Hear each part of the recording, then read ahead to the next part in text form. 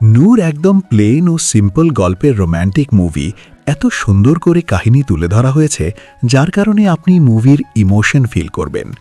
আরিফিন শুভ তার সেরাটাই দিয়েছেন, বিশেষ করে শেষের ৮-১০ মিনিটে তার ডেডিকেশন চোখে পড়ার মতো ছিল এবং তার সাথে জান্নাতুল ফেরদৌস ঐশীও মানিয়ে নিয়েছে ভালোভাবেই। তাহলে চলুন কথা না বাড়িয়ে রায়হান রাফি পরিচালিত নূর মুভিটি এক্সপ্লেন করা যাক। What's up for the boy? Drop the beat now.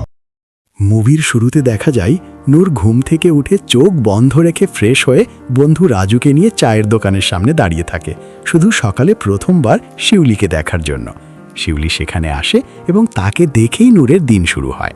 শিউলি জানে নূর তাকে পছন্দ করে এবং নূরও জানে শিউলি তাকে পছন্দ করে, কিন্তু কেউই সামনাসামনি সেটা বলার সাহস পায় না। নূর তার জন্য নানা রকম পাগলামি করতে থাকে। শিউলি যদি বাচ্চাদের জিনিস নিয়ে খেলে, নূর গিয়ে সেটা নিয়ে নেয়। শিউলি যেই বাটিতে ফুচকা খায়, নূর সেটা চুরি করে নিয়ে পালায়। শিউলি রিক্সা এলে যে টাকা সে রিক্সাওয়ালাকে দেয়, নূর সেই টাকা নিয়ে নিজে টাকা দিয়ে দেয়। শিউলি বাসায় সুপারম্যানের মুভি দেখতে পছন্দ করে। এটা জানতে পেরে নূর সুপারম্যানের কস্টিউম বানিয়ে শিউলির বাসার সামনে ঘোরাঘুরি করে।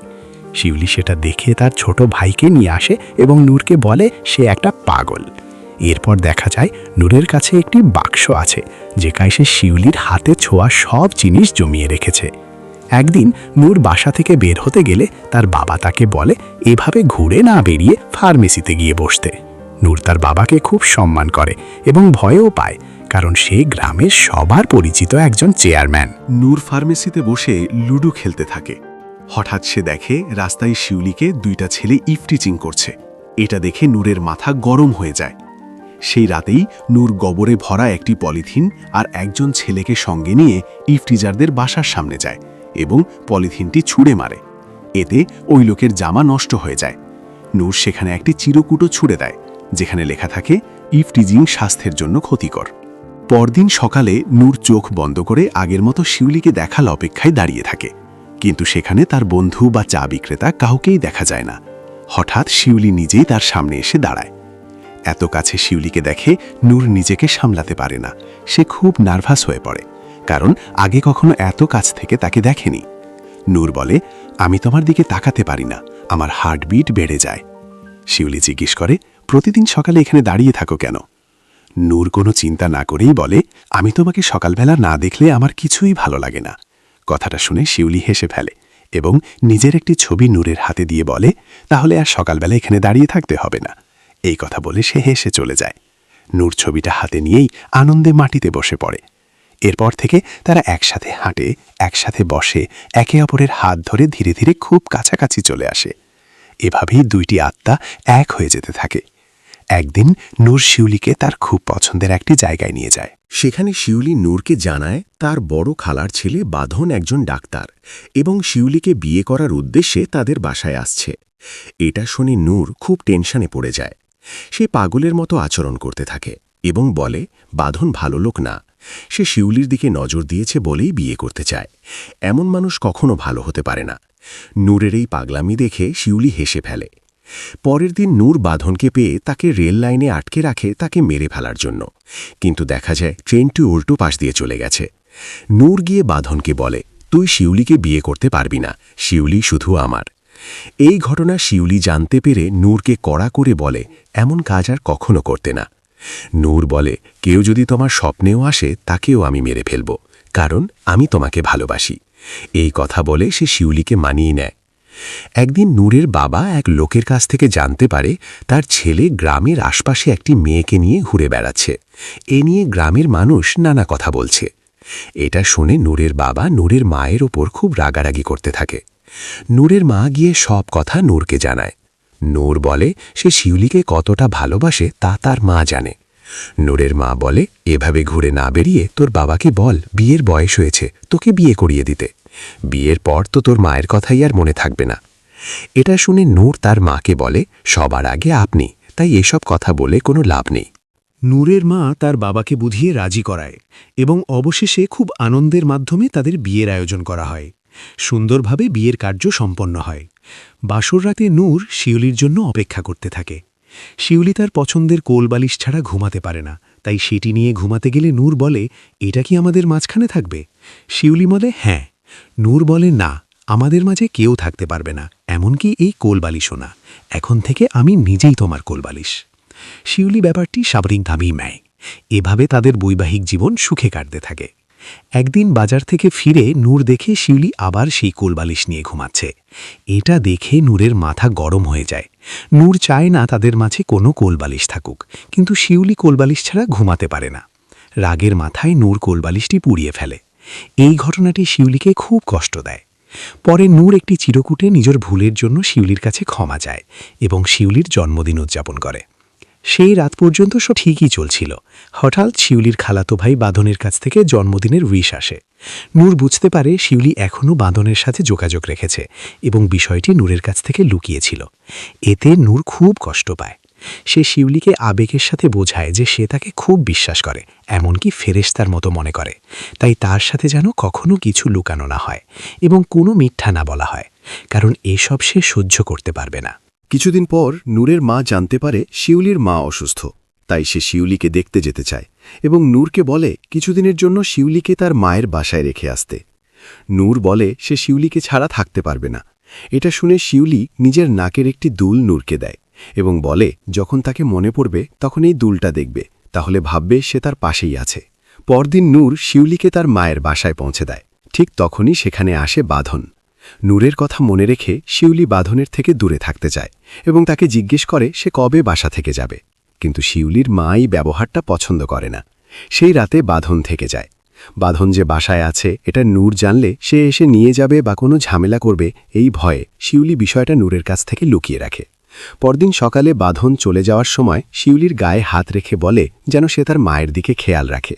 ঠিক তখনই সেখানে নূর এসে পড়ে এবং এই দৃশ্য দেখে ফেলে। নূর শিউলিকে বাসায় নিয়ে আসে এবং জিজ্ঞেস করে সে কেন তার কাছ থেকে লুকিয়েছে এবং কেন সত্য বলেনি। শিউলি বিষয়টা বোঝাতে গেলে নূর রেগে যায় এবং বাঁধনকে গালাগালি করতে থাকে। সে বলে বাঁধন কিভাবে তার গায়ে হাত রাখার সাহস পেল। আরও বলে শিউলি আগেই জানত বাঁধন আসবে, তাই নাটক করে মায়ের বাসায় গেছে তার সাথে দেখা করার জন্য। শিউলি বলে সে জানত না যে বাঁধন তাদের বাসায় আসবে। নূর আর তাকে বিশ্বাস করে না।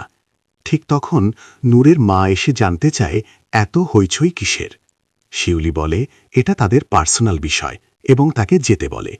এটা শুনে নূরের মাথা আরও গরম হয়ে যায়। সে শিউলির গলা টিপে ধরে গালমন্ত করে এবং তাকে বাসা থেকে বের করে দেয়। এভাবে তাদের মধ্যে দূরত্ব তৈরি হয়। শিউলির চরিত্র নিয়ে কথা ছড়াতে থাকে। গ্রামের আশপাশের মহিলারা এসে তাকে নানা রকম কথা শোনায়। দিন যেতে থাকে। একদিন শিউলি নূরের সঙ্গে ডিভোর্স পেপারে সাইন করে দেয়। নূর এরপর শিউলির সঙ্গে কোনো যোগাযোগ রাখে না।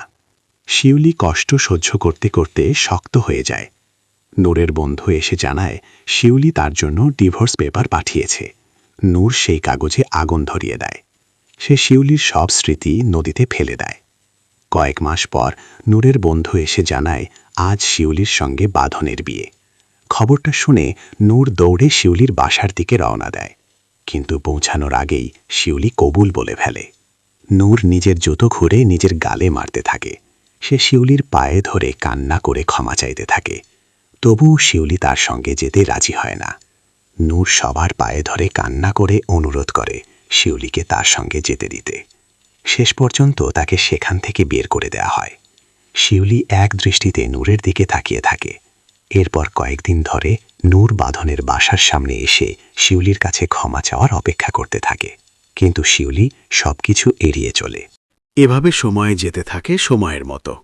নূর তার মাকে জড়িয়ে ধরে কান্না করতে থাকে এবং নিজের ভুল স্বীকার করে। শিউলি সেখান থেকে বাঁধনের সাথে অন্য জায়গায় চলে যায় ঠিকই, কিন্তু সে সারা দিন নূরকে নিয়েই ভাবতে থাকে, যা বাঁধন বুঝতে পারে। একদিন নূর জানতে পারে শিউলি কোথায় আছে। সে ওই অবস্থাতেই শিউলিকে খুঁজতে রওনা দেয়। সেই দিন শিউলি ও বাঁধন শপিং করে বাসায় ফিরছিল। নূর সে বাঁধনকে ধরে মারতে থাকে। শিউলি তাকে থামাতে গিয়ে একটি থাপ্পড় মারে এবং জানায় সে বাঁধনকে মারতে পারে না, কারণ বাঁধন তার স্বামী। নূর বলে না, আমি তোমার স্বামী, আমি তোমাকে ভালোবাসি। শিউলি বলে না, সে নূরকে ভালোবাসে না। নূর তার অতীত আর বাঁধন তার বর্তমান। শিউলি আরও বলে নূরের নিঃশ্বাসেও বিষ আছে এবং সে তার জীবনে আর এই বিষ চায় না। কথাগুলো নূরকে ভেতর থেকে ভেঙে দেয়। এই আঘাত নিয়েই নূর চলে যেতে থাকে। কোথায় যাচ্ছে তা সে নিজেও জানে না। এরপর দেখা যায় শিউলি বাঁধনকে বিয়ে করেছে ঠিকই, কিন্তু বাঁধন যখন তার শরীরে হাত দিতে যায় তখন শিউলি ভয়ে কাঁপতে থাকে, তাই বাঁধনটাকে স্পর্শ করে না। এভাবে দিন যেতে থাকে। এক সময় বাঁধন বলে এটাকে সংসার বলা যায় না, এভাবে একসাথে থাকাও সম্ভব না। কয়েক বছর পর শিউলি জানতে পারে নূর কোনো এক হাসপাতালে আছে। সে নূরকে দেখতে যায়, কিন্তু সেখানে গিয়ে সে ভেঙে পড়ে, কারণ নূর আর স্বাভাবিক মানুষের মতো নেই। সে পুরোপুরি পাগল হয়ে গেছে। নূর বারবার একই কথা বলতে থাকে। সে বলে, আপনাকে আমি আর চাই না, আপনার নিঃশ্বাসে বিষ আছে। তারই পাগলামি অতিরিক্ত হয়ে যাওয়ায় ডাক্তার তার চুল কেটে দেয়। ডাক্তার শিউলিকে জানায় নূর একটি ছবি হাতে নিয়ে সারাক্ষণ কথা বলে। আপনি যদি তার সামনে যান আর নূর আপনাকে চিনে ফেলে, তাহলে তাকে সুস্থ করা সহজ হবে। শিউলি নূরের সামনে গেলে নূর তাকে দেখে। সে ধীরে ধীরে শিউলির কাছে আসে, কিন্তু হঠাৎ নার্সের হাত থেকে শিউলি ছবিটি নিয়ে নেয়। এতে বোঝা যায় নূর আর শিউলিকে চিনতে পারছে না। সে শিউলির নাকে হাত দিয়ে সেই নাকের দুল আর বিষের কথাই বলতে থাকে। এরপর নূরের সামনে তার বাবা আসে, কিন্তু নূর তাকেও চিনতে পারে না। এমনকি তার বন্ধুরাও নানাভাবে চেষ্টা করে তাকে পরিচিত করাতে, কিন্তু নূর কাউকেই চিনতে পারে না। শিউলি নূরকে সেই সব জায়গায় নিয়ে যায় যেখানে নূর আগে তাকে নিয়ে যেত। সব জায়গায় নেওয়ার পরও নূরের কোনো পরিবর্তন হয় না। শেষে শিউলি এটাকে নিয়তি ভেবে নূরের সঙ্গেই থেকে যাওয়ার সিদ্ধান্ত নেয়। এইভাবেই শেষ হয় অসাধারণ রোম্যান্টিক মুভি নূর। ভিডিওটি ভালো লাগলে চ্যানেলটি সাবস্ক্রাইব করে পাশে থাকুন, আর কমেন্ট বক্সে জানান আপনার কাছে আমার এক্সপ্লেনেশন কেমন লাগলো। আর কোনো মুভির এক্সপ্লেনেশন দেখতে চাইলে নিচে কমেন্ট বক্সে জানান। ধন্যবাদ, ভালো থাকবেন।